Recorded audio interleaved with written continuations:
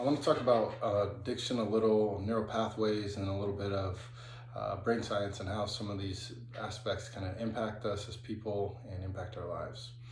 And so how a neural pathway works, basically it's, let's say that there's a 4-year-old, and the 4-year-old is sad and sees his parents sad and watches his parents drink alcohol.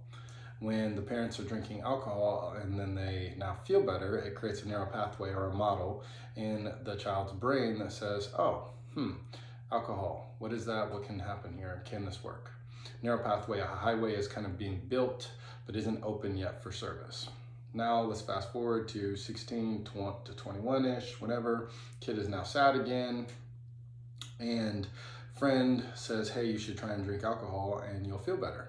So then now, boom, kid tries it, now drinks alcohol, changes the state of sadness and the emotional state that that person's in, and then now all of a sudden they feel better. So now what's happened is what's called a neural pathway from a receptor from the unconscious. The conscious mind is now developed. And then now highway, I-5 is metaphorically, a highway is now formed and active. And so then now, every time that now kid is now sad in the future, then the unconscious will trigger the conscious mind to then have automatic thoughts to then drink. And so a neural pathway being formed. So basically now a person's sad at work, school, life, whatever. And then the brain says, oh, when you get off work, if you go home, should just drink. You'll feel better. That's how that process is happening. Now, the more times that you then now drink in that situation, then now what's called as neuroplasticity then builds in the brain. And the more that you do this over and over and over and over again, the more of this unconscious process happens.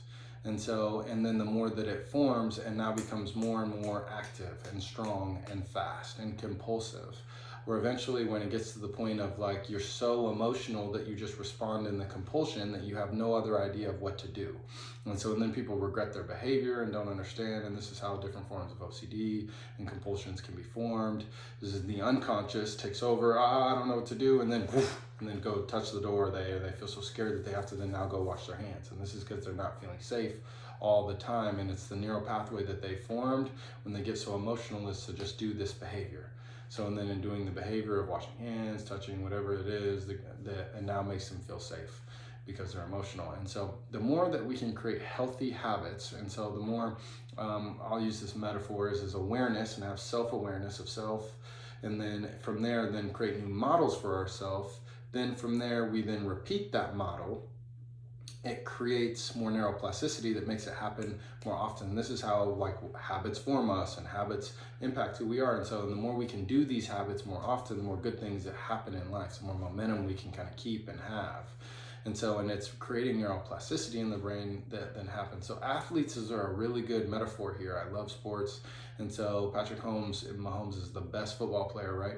And in that place, he's practiced so much that in his practice of repeating and watch so much film and analyze all these pieces, that then now when he gets in the behavioral situation, he then now is able to perform really, really well. Unconsciously conscious, where he's doing things. It's like, I don't even know how I did that sometimes.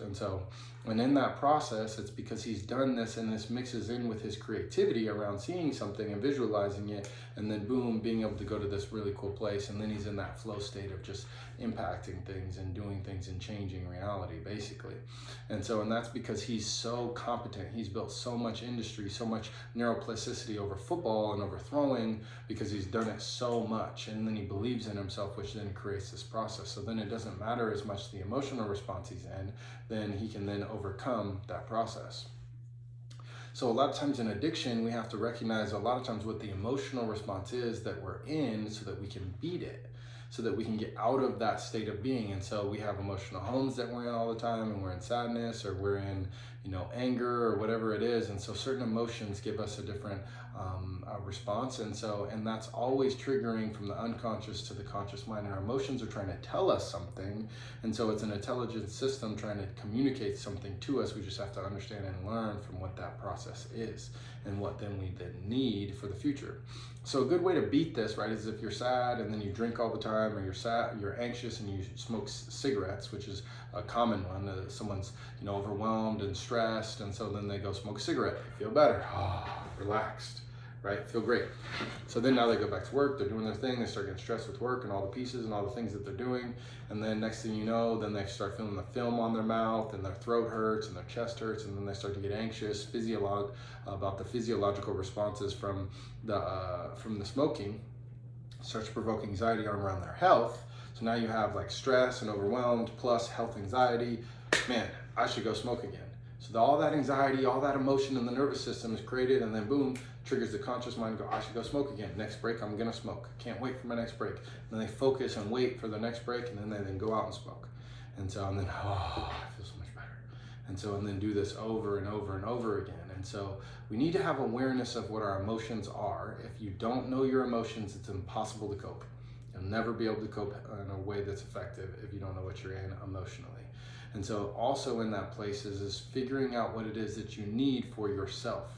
And then in that place, being able to figure out, okay, and try something new. So you feel anxious, maybe you should meditate. Feel anxious, maybe I should work on some deep breathing. Maybe I should put on a guided meditation. And so maybe I should do some yoga, and so do some guided breathing techniques. And so you could do grounding. Grounding is putting your feet in the ground, your butt in the chair, and so touching 5 things that are around. And so there's a lot of different techniques. And when you're feeling overwhelmed, maybe you need to strategize and plan. So try something different. Try and pay attention to what your emotional state is and what's going on, and then try to do something different. Your nervous system is going to tell you just one thing to do, and so try to do something different. And so try to respond in a different way. And so notice what you're feeling, notice that, and then, okay, what's one thing different I can do this time than the thing I normally do? And so the brain is just going to tell you to just do the normal thing you do, to drink, to smoke, have sex, watch porn, whatever the thing is. The brain and the body always wants to go from pain to relief, or pain to pleasure. And if we can get relief and pleasure at the same time, that's a win-win. People are going to go there most of the time. And so being able to figure out and kind of like build in new habits for yourself is going to make you way more effective, way more happier. It's going to build more self-esteem. It's going to impact the way that you beat yourself up and feel guilty. It will impact so many good things in your life by this process. And the more that you repeat it, feel the awareness, feel the emotions, I feel sad, create a new model for yourself, and then repeat that process. And the more you do that, the more you're going to create healthy habits. And so the more that you create some healthy habits, the more you're going to find that you really like what you're sowing into yourself. You're going to like the harvest at the end. You're going to reap what you sow, and you're going to love that. And so I hope you enjoyed this, and recognize what that process is like.